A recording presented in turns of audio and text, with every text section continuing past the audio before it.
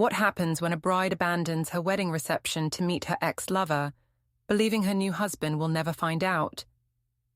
I convinced myself that one final night didn't matter, that my marriage could survive my closure, and that my husband's quiet hurt was just him being dramatic. Then, at my company's annual gala in front of 200 witnesses, a process server handed me divorce papers, and I realized that the man I'd betrayed on our wedding day had spent 6 months building a case that would destroy everything I thought I controlled. Before we dive deeper into this story, I have one small request. Please subscribe, drop a like, comment, and hit that hype button to boost this channel so more people can discover these incredible stories. My name is Isolde Brennan. Everyone calls me Izzy. I'm 31 years old, and I work as a junior architect at Harrington and Price Design Group. I have a husband named Graham, who is 33, a stepdaughter named Lily, who is 4, and until 6 months ago, I thought I could have everything I wanted without consequences. I was wrong about absolutely everything.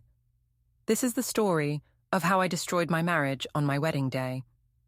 This is the story of how I convinced myself that betrayal was just complicated feelings. And this is the story of how the man I underestimated showed me that quiet doesn't mean weak, it means careful. It started on the night of my wedding, September 15th. The reception was beautiful, exactly what I had always dreamed of. White roses everywhere, string lights hanging from the ceiling of the vineyard barn. 200 guests.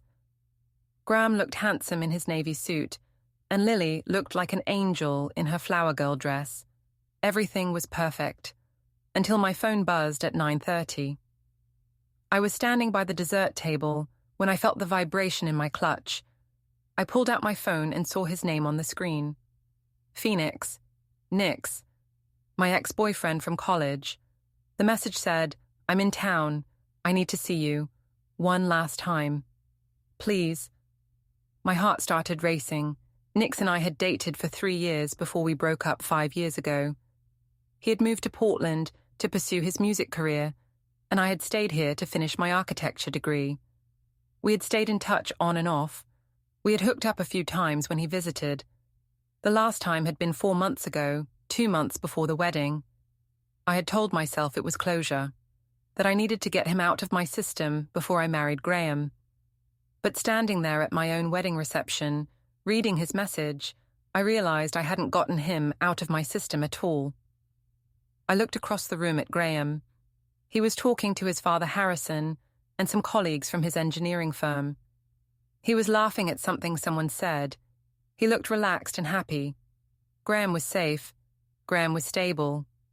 Graham had a good job and a retirement plan, and a daughter who needed a mother figure. Graham was everything I was supposed to want. But Nix made me feel alive. I texted back, "Where are you?" He replied immediately, "My hotel, room 412. I'm leaving tomorrow morning. This is the last chance." I stood there for a full minute, staring at the message.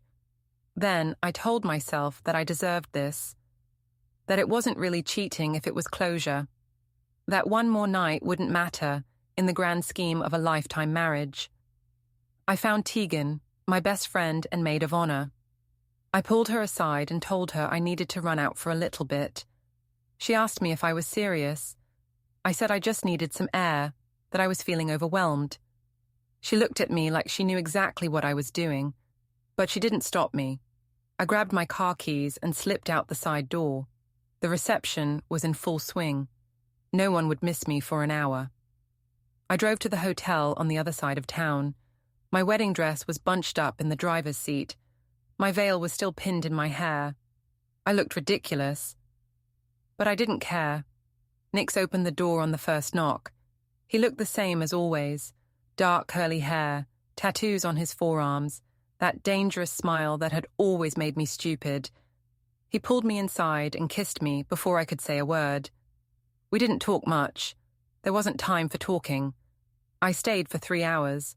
When I finally got back to the reception at 12:53, the party was winding down.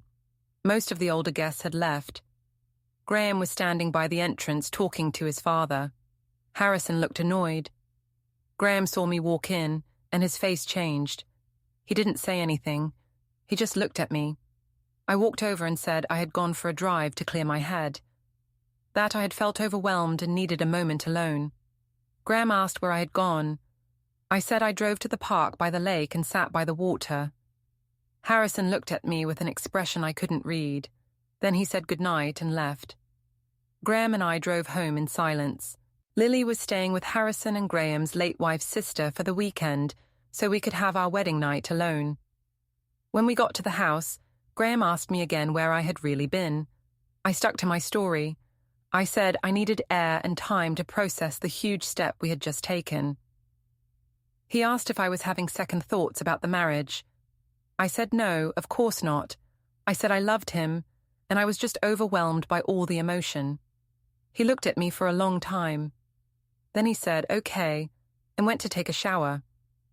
I stood in the bedroom alone, still wearing my wedding dress, and told myself that everything would be fine. That he would never find out. That this was just one night, and it didn't mean anything. I told myself I wasn't a bad person. I was just complicated. 2 weeks passed. Graham didn't bring up the wedding night again, but something had changed. He was quieter, more distant. He started staying up late in the guest room, saying he was working on project reports. At work, I couldn't stop texting Nix. He had gone back to Portland, but we were messaging constantly. He sent me photos of his gigs and told me he missed me. I sent him photos from my office and told him I was thinking about him. Tegan saw me texting during a client presentation. She leaned over and whispered that I needed to be more careful. I told her I had everything under control. Our senior partner, Vivian Price, walked past my workstation while I was typing a message to Nix. I minimized my phone screen quickly. She paused for a moment, glanced at me, then continued walking without saying anything. That evening, I came home to find Graham in the guest room. He was unpacking a suitcase full of file folders and notebooks. His laptop was open on the bed, showing a spreadsheet with dates and times listed in rows. No labels, just numbers and timestamps. I asked him what he was working on. He closed the laptop and said he was organizing household records. He said it was easier to keep track of bills and expenses when everything was documented. I noticed a labeled folder on the nightstand. It said, Household in black marker. I asked him why he needed to document household bills. We had always just split things casually. He said that now that we were married, it made sense to keep better records for tax purposes. It sounded reasonable, but something about his tone made me uneasy. I asked him if everything was okay. He said everything was fine. Then he opened a desk drawer, placed the laptop inside, and locked it with a small key. The click of the lock echoed in the quiet room. I went back to the master bedroom alone and lay in bed staring at the ceiling. A calendar reminder pinged from Graham's phone in the other room, downtown 11:15. I told myself I was being paranoid, that Graham was just being Graham, organized, methodical, detail-oriented. But somewhere deep down, in a place I refused to examine, I knew that something had shifted. Graham wasn't just hurt, he was preparing. 3 weeks after the wedding, Nix texted me saying he was back in town for a weekend gig. He asked if I could meet him. I knew I shouldn't. I knew it was dangerous. But I couldn't help myself. I told Graham I was meeting Tegan for drinks after work. He asked what time I would be home. I said I wasn't sure. He looked at me with that same unreadable expression. Then he said okay and picked up his phone. I met Nix at the riverside embankment just after sunset. It was one of those perfect autumn evenings. Cool air, golden light, leaves turning red and orange. We walked along the path, talking about his music and my work, and how much we missed each other. At some point, he stopped walking and pulled me close. He said he had made a mistake letting me go. He said he should have fought harder to make it work. I told him that I had just gotten married, that I couldn't do this. But even as I said it, I was leaning into him. He kissed me. and I kissed him back. What I didn't see was the jogger who slowed down as she passed us.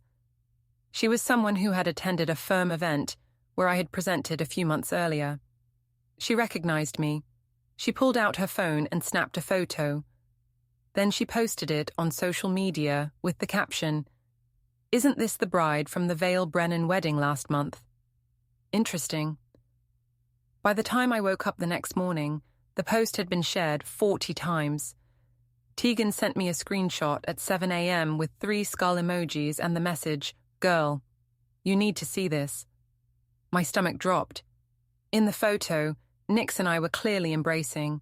His hand was on my waist. My face was tilted up toward his. It looked exactly like what it was. I immediately went to the post and deleted my tag. But it was too late. The photo was already circulating through our social circle. When I came downstairs, Graham was sitting at the kitchen table with his laptop open. He didn't say anything. He just turned the screen toward me. It was a screenshot of the photo. I felt the blood drain from my face.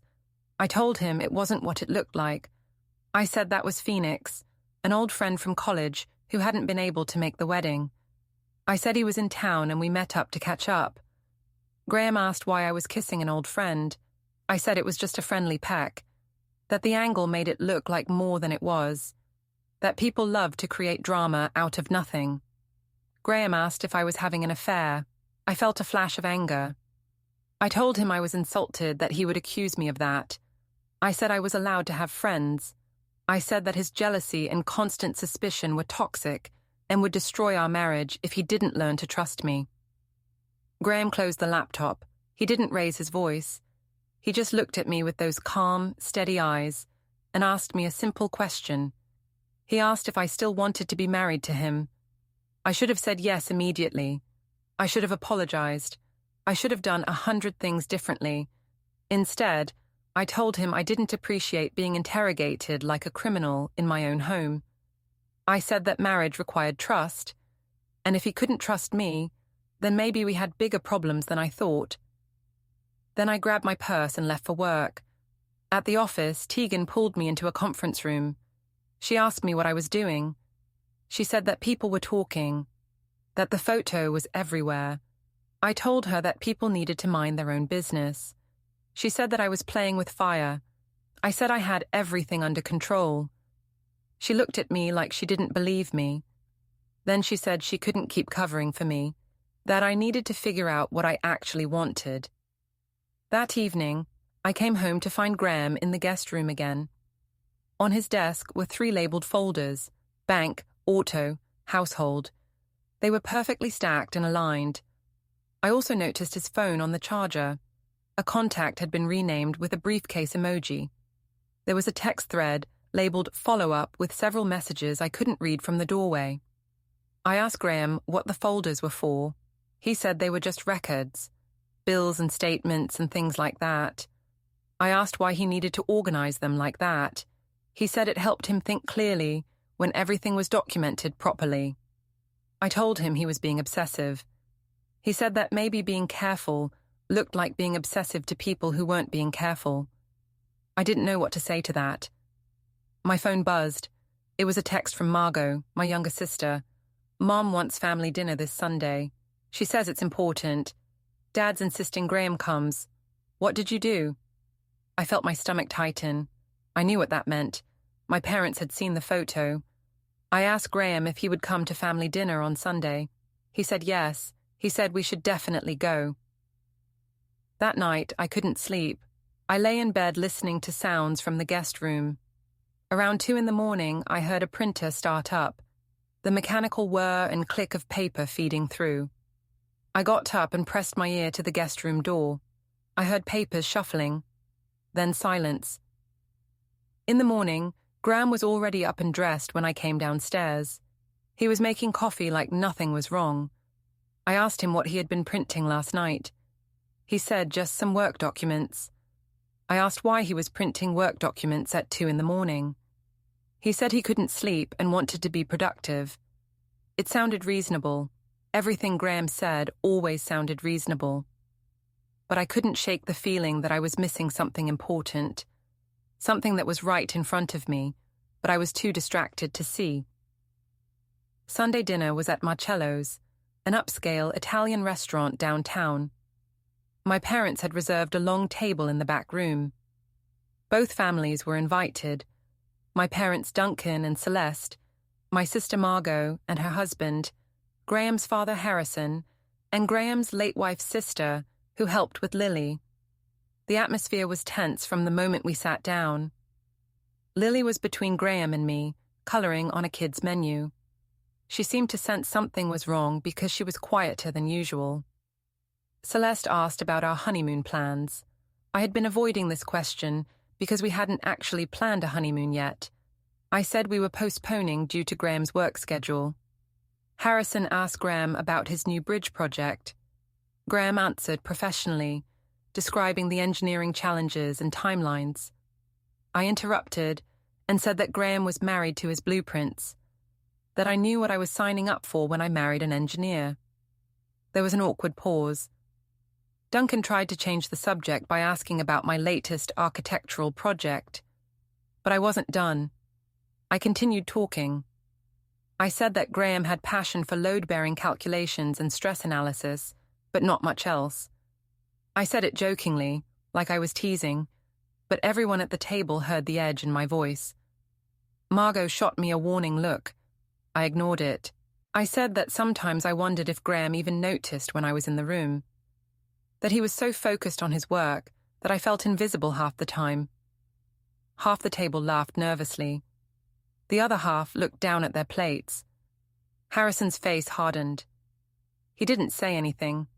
He just looked at me with an expression of cold assessment. Graham remained calm. He didn't defend himself. He didn't argue. He just took a sip of water and thanked the waiter who brought our appetizers. After dinner, Duncan pulled me aside in the parking lot. He asked me if I was trying to ruin my marriage. I told him I was just being honest about the challenges. He said that honesty without kindness was cruelty. I asked him if he was taking Graham's side. He said there were no sides in a marriage. There was only the truth. He asked me directly if I was having an affair. I told him that my marriage was complicated and that he wouldn't understand. He said he understood perfectly. He said I was making the same mistakes he had watched countless friends make. He said I was going to lose everything if I didn't wake up. I told him he was overreacting. Then I got in the car and waited for Graham. Margot came over before we left. She said she was disappointed in me. She said she had always looked up to me, but now she didn't recognize me. I told her that she had settled for a boring suburban life with her boring husband and her twin toddlers, and that she couldn't understand what it was like to want more. She looked at me like I had slapped her. Then she walked away without saying goodbye. On the drive home, Graham was silent. Lily fell asleep in her car seat. I tried to start a conversation. I said that my family was being dramatic. Graham said that my family loved me and were concerned about me. I said they were being judgmental. Graham said they were being honest. I asked him if he was going to hold one mistake over my head forever. He said that the photo wasn't a mistake. It was a choice. I told him he was being unfair. He said fairness required honesty, and I hadn't been honest with him since the wedding night. I asked him what he meant by that. He didn't answer. He just kept driving. The next day, I had to pick up a prescription at the pharmacy. I was standing in line behind 3 other people when I heard someone behind me whisper to their friend. The woman said, "That's her. That's the girl who cheated on her wedding day." I froze. My face burned. I wanted to turn around and defend myself, but I couldn't move. The woman continued, "Can you imagine? Leaving your own wedding reception to sleep with your ex. What kind of person does that?" I left the line without getting my prescription. I practically ran to my car. When I got home, Graham was in the kitchen with Lily. They were making dinner together, pasta and vegetables. Lily was standing on a step stool stirring the sauce. She looked so happy, so normal. I went upstairs without greeting them. On the wall planner in the hallway, I noticed a date circled in red. It was 3 weeks away. Next to it was a sticky note that read, "Bring forms." I asked Graham about it at bedtime. I asked him what forms he needed to bring and where. He said it was just an appointment, personal business. I asked him what kind of personal business. He said I didn't need to worry about it. I told him that married people don't keep secrets. He looked at me with an expression I had never seen before, something between pity and contempt. He said that was an interesting statement coming from me. That night, I tried to sleep but couldn't. Around midnight, I heard Lily's small footsteps in the hallway. She knocked on the master bedroom door. I opened it and found her standing there in her pajamas, holding her stuffed rabbit. She asked me why Daddy was sleeping in the other room now. I told her that Daddy snores, and it was hard for Mommy to sleep. She said that Daddy didn't snore before. She asked if we were getting divorced like her friend Emma's parents. I felt my throat tighten. I told her that no one was getting divorced. I said that Mommy and Daddy were just figuring some things out. She asked if it was because of me, if I had done something wrong. I told her that everything was fine and sent her back to bed. When I turned around, Graham was standing in the hallway. He had heard everything. He said we needed to talk. I followed him downstairs to the kitchen. He said that he had been consulting with people about the best way to handle our situation. I asked him what situation. He said our marriage. I asked him if he was threatening to divorce me. He said he wasn't threatening anything. He said he was protecting himself and Lily. I asked him what he meant by that. He said that Lily was starting to notice the problems, that she was asking questions, that she was internalizing the tension. He said that he needed to make sure that whatever happened, Lily would be okay. I told him that I was Lily's stepmother, that I loved her, that I would never hurt her. He didn't respond. He just went to the garage and came back with a file box. He locked it with a small padlock and carried it to his car. I asked him what was in the box. He said it was documentation. I asked him what kind of documentation. He said I would find out if it became necessary. Then he went back to the guest room and closed the door. I stood in the kitchen alone, feeling like the ground was shifting beneath my feet. The following Saturday, Margot asked me to meet her at the beach promenade. She said we needed to talk. I agreed, hoping maybe she had calmed down and wanted to apologize for being harsh at the family dinner. I was wrong.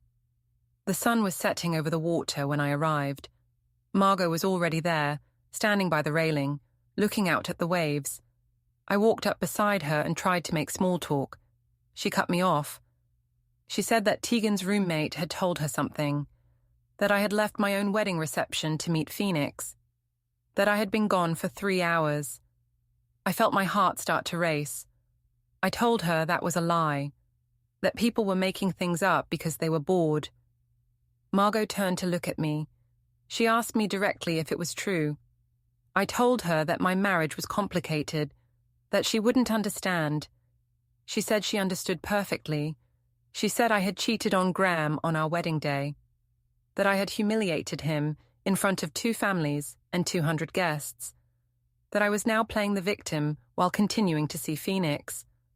I told her that she had settled for a boring life and couldn't understand what it was like to want passion and excitement. She looked at me with an expression of pure disgust. She said that I was selfish and cruel, that I had become someone she didn't recognize, that she was ashamed to be my sister. Then she walked away. I stood there alone, watching her disappear down the boardwalk. At home that evening, I heard Lily talking to Graham in the kitchen. I stopped in the hallway to listen. Lily asked Graham if she had to keep calling me Mommy. Graham was quiet for a moment. Then he said she could call me whatever felt right to her. Lily said that calling me Izzy felt better, that Mommy was for her real mom who was in heaven. Graham said that was okay, that her real mom would always be her mom, and no one could replace her. I felt something break inside me. I walked into the kitchen and asked Graham if he was turning Lily against me. He said that Lily was 4 years old and made her own choices about what she called people. I said he was poisoning our daughter against me. He corrected me quietly. She wasn't our daughter, she was his daughter, and he wasn't poisoning her. I had done that myself by being absent and unpredictable. I started to argue, but his phone lit up with a text preview. Documents ready for review. He deleted the message immediately. I asked him who had texted. He said a colleague from work. I asked him what documents. He said it was a work project. I told him I didn't believe him. He said I didn't have to believe him. That night I couldn't sleep. Around 2 a.m, I went to Graham's office. The door was unlocked. I turned on the light and started looking through his desk. In the bottom drawer, I found a thin binder labelled Utilities. It was much thicker than it should have been for utility bills. I opened it. Inside were printed screenshots of text conversations between me and Phoenix, timestamps, dates, photos with metadata showing GPS coordinates. There were also printed photos from the wedding. One showed me leaving through the side door at 9:47 p.m. Another showed me returning at 12:53 a.m. My dress was wrinkled, my makeup was smudged. There was a USB drive taped to the inside cover. It was labelled with dates covering the last 3 months. I heard footsteps behind me. Graham was standing in the doorway. I asked him what this was. He said it was documentation. I asked him if he was spying on me. He said he was protecting himself. I told him that this was insane, that going through my phone and printing out private conversations was a violation of my privacy. He said that I had violated his trust, that he was simply making sure he had evidence of that violation. I asked him what he was planning to do with all this. He said he was planning to handle our situation properly. I asked him if he was filing for divorce. He didn't answer. He walked over, took the binder from my hands, and locked it in the drawer with a small key. He said that I should prepare myself, that significant changes were coming. Then he left the room. I stood there alone, staring at the locked drawer, and for the first time, I felt truly afraid. The next morning, I received an email from Vivian Price. The subject line read, "Professional Conduct Expectations." She wanted to meet with me Monday morning at 8. I knew what that meant. That evening, Graham told me he was taking Lily to stay with Harrison for the week. He said that his father had offered to help with school drop-offs and pick-ups while he handled some things. I asked him what things. He said personal business. I asked if this was about the divorce. He said I would find out soon enough. He packed a bag for Lily. She came downstairs wearing her backpack and holding her stuffed rabbit. She looked at me, but didn't say goodbye. She just took Graham's hand and walked to the car. I stood at the window and watched them drive away. The house felt enormous and empty. I called my mother. She answered on the 4th ring. I told her I needed to talk. She said she was busy. I asked if I could come over. She said that my father didn't think that was a good idea right now. I asked her if she was taking Graham's side. She said there were no sides. There were just consequences. Then she hung up. I tried calling Margot. She didn't answer. I tried Tegan. She sent a text saying she couldn't talk. I was completely alone. I looked at the calendar on the fridge.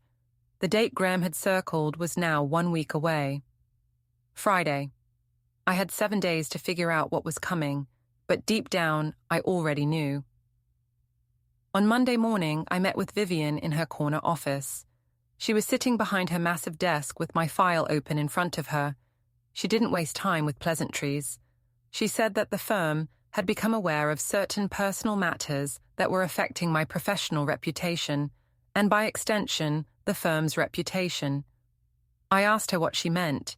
She said that the photo of me with Phoenix had been shared widely, that clients had been asking questions, that other partners had expressed concerns. I told her that my personal life was private. She said that when it became public and affected client relationships, it was no longer private. She said the firm was placing me on a professional improvement plan. I would need to demonstrate focus, reliability, and appropriate conduct over the next 90 days. Any further incidents would result in termination. I signed the paperwork in a daze. When I left her office, I saw Tegan in the break room. I tried to talk to her. She said she was really busy. I told her I needed a friend. She said she was sorry, but she couldn't get involved anymore. She said HR had talked to her and she needed to keep her distance. She walked away without looking back. I sat in my car in the parking garage for 20 minutes before I could bring myself to drive. That afternoon, Phoenix texted me. He said he was back in town and wanted to meet. I knew I shouldn't, but I had no one else. We met at a co-working cafe downtown. It was neutral territory, public enough to be safe. He was sitting at a corner table when I arrived. He smiled that dangerous smile that had always made me stupid. I sat down and immediately started talking. I told him that everything was falling apart, that Graham knew about us, that my family had turned against me, that my job was in jeopardy. I told him that I was ready to leave Graham, that we could finally be together without hiding. Phoenix's smile faded. He looked uncomfortable. He said that he didn't think that was a good idea. I asked him what he meant. He said that he had been seeing someone in Portland, someone serious. I felt like I had been punched in the stomach. I asked him what about us. What about everything he had said about making a mistake and wanting me back? He said he meant it in the moment, but that I was married, that I had a kid, that it was too complicated. He said he had just wanted to have fun, that he hadn't realized how serious things would get. I begged him not to do this. I told him I had given up everything for him. He said that wasn't his fault, that I had made my own choices. Then he stood up and left. I sat in the cafe alone, crying, until the barista asked if I was okay. I drove home in a fog. When I got there, Graham was in the garage loading boxes into his car. I asked him what he was doing. He said he was organizing documentation. I walked over and looked through the car window. There were 3 file boxes in the back seat, each labeled with date ranges. There was also a leather folder that looked professional, legal. I asked him what was in the boxes. He said they were records. I asked him if he was filing for divorce. He said that some things couldn't be fixed. They could only be ended properly. I asked him what he meant by properly. He said he meant fairly and legally. I noticed a cloud sync notification on his phone. File uploaded successfully. I asked him what he was uploading. He said he was backing up important documents. I told him he was scaring me. He said that wasn't his intention. His intention was to make sure everything was handled correctly. I asked him when. He said soon. That was all he would say. The next morning, I arrived at work early. I parked in the garage under the office tower and saw Graham's car 3 rows over. It was facing the exit, which was unusual. Graham always parked nose in. I walked over and looked through the window. In the back seat were the file boxes I had seen the night before. There was also a briefcase and what looked like printed documents in folders. On the passenger seat was his phone. A notification was visible on the screen. A contact renamed with a gavel emoji. A text message preview read, "Final review complete. Ready for Friday." My hand started shaking. I went up to my office and tried to focus on work, but I couldn't think straight. That evening, Graham came home and told me he was taking Lily to stay with Harrison for the rest of the week. I asked him why. He said he wanted to make sure Lily was in a stable environment while some changes happened. I asked him what changes. He said I would understand very soon. I asked him if he was leaving me. He said he wasn't leaving. He was staying. I was the one who had left, on our wedding night and every day since. He said that on Friday, I would receive something that would make everything clear. I begged him to tell me what was happening. He said I should prepare myself for significant consequences. Then he packed Lily's bag and left with her. I was alone in the house again. I looked at the calendar on the fridge. Friday was circled in red, 3 days away. I tried calling my mother. She didn't answer. I tried calling Margot. Blocked. I tried calling Tegan. No response. I had no one. That night, I lay in bed staring at the ceiling. Around midnight, I heard a noise outside. I looked out the window and saw Graham's car pulling into the driveway. He got out and opened the trunk. He pulled out a box and carried it to the garage. Then he drove away again. I went downstairs and looked in the garage. There was a file box on the shelf labeled with my name. I opened it. Inside were copies of everything. Every text message I had sent to Phoenix, every photo, every lie I had told Graham about where I was going and who I was seeing. There were also witness statements, from wedding guests who had seen me leave, from Tegan, from the jogger who had posted the photo. There was a timeline documenting every time I had been late coming home, every excuse I had given, every contradiction in my story. And at the bottom of the box was a manila envelope labeled "For Attorney Review." I closed the box and went back inside. I knew what was coming on Friday, and for the first time, I understood that I had brought this entirely on myself. Friday arrived. It was the evening of Harrington and Price's annual gala. The event was held at the Grand Harbor Hotel downtown, a massive ballroom with crystal chandeliers and floor-to-ceiling windows overlooking the water. Everyone from the firm would be there: partners, senior architects, clients, their families. It was the most important social event of the year. I had spent 2 hours getting ready. I wore a designer dress I had bought specifically for this event, emerald green silk that cost more than I should have spent. I did my hair and makeup carefully. I wanted to look perfect, confident, in control, even though I felt like I was falling apart inside. My parents were attending as guests of Vivian Price. They had been invited because my father had done some business consulting for the firm years ago. I hadn't known they would be there until Celeste texted me that afternoon. The message said, "We'll see you tonight. Please behave professionally." I arrived at the hotel at 6:30. The ballroom was already filling with people. Waiters circulated with trays of champagne and appetizers. A string quartet played in the corner. I grabbed a glass of champagne and tried to blend in.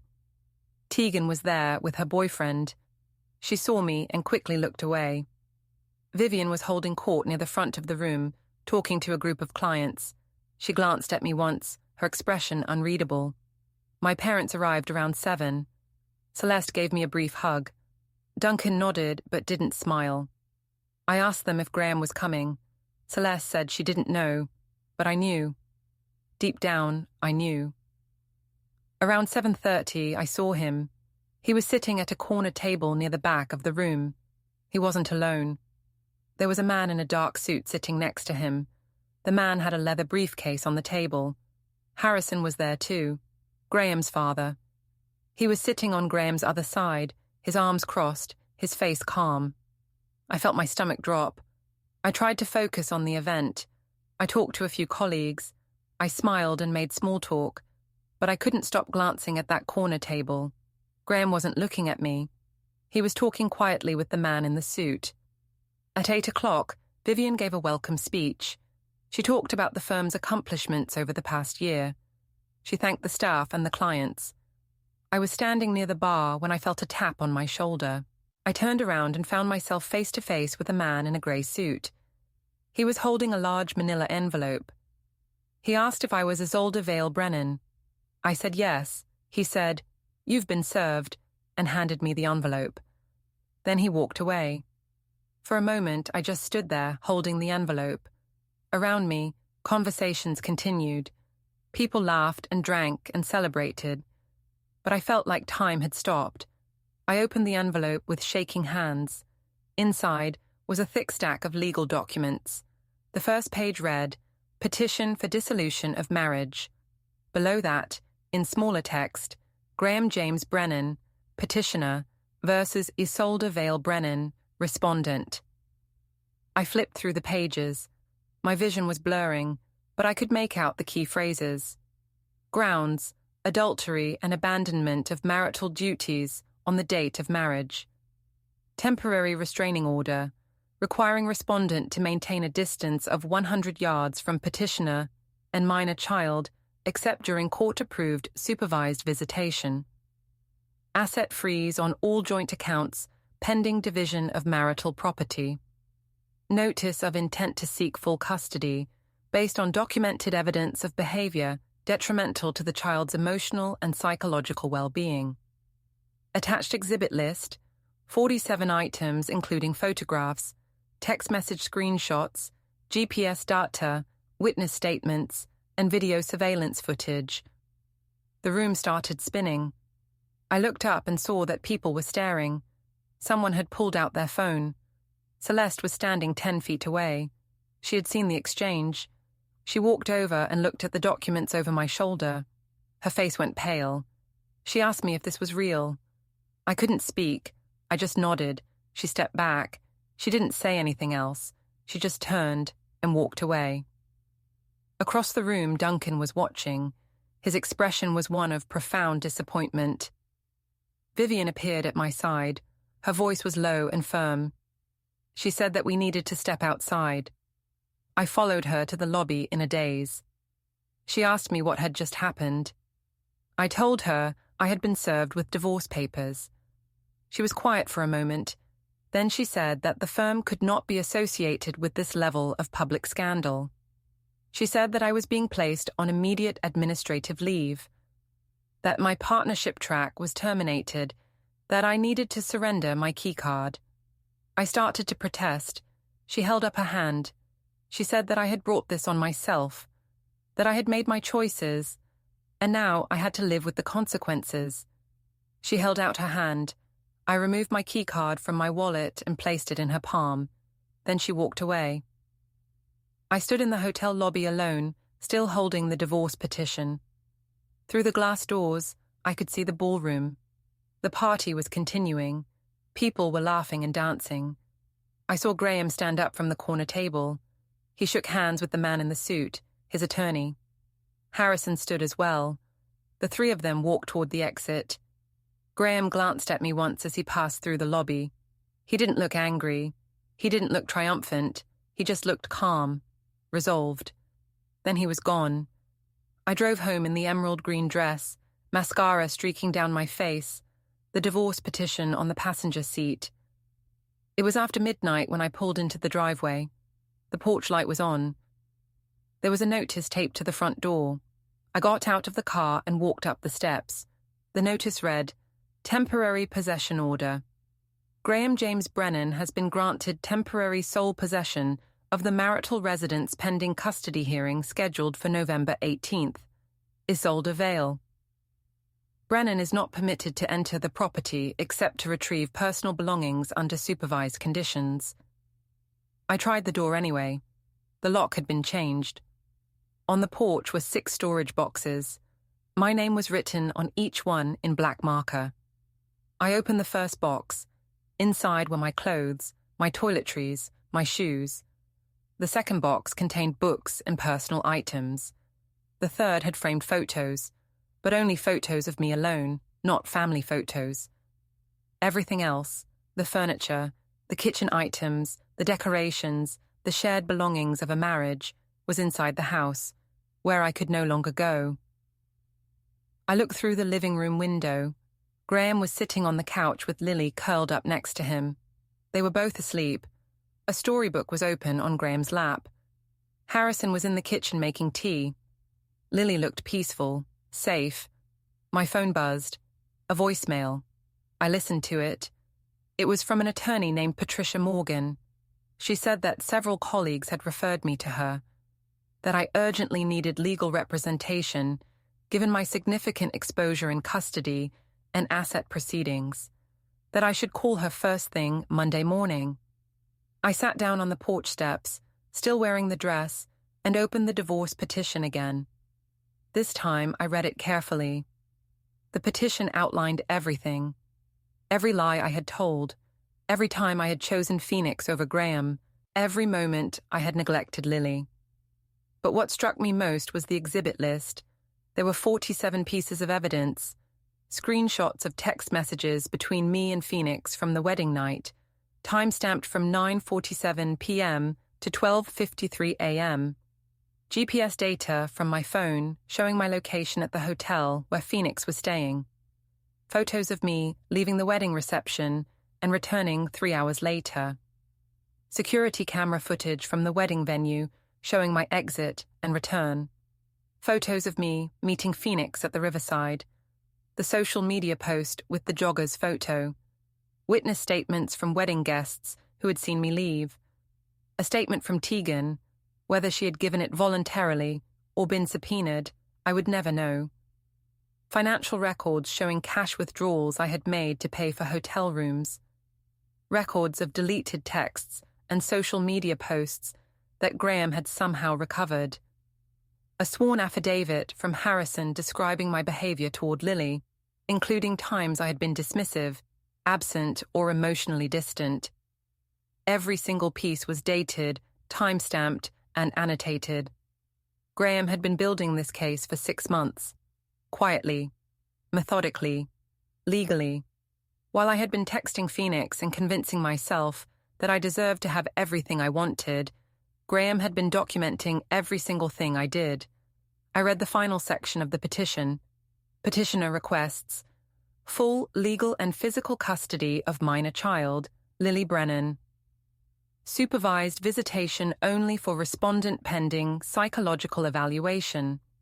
Division of all marital assets, with petitioner retaining the marital residence and all separate property respondent to be responsible for her own attorney's fees.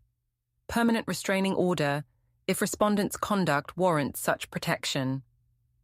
At the bottom of the page was Graham's signature.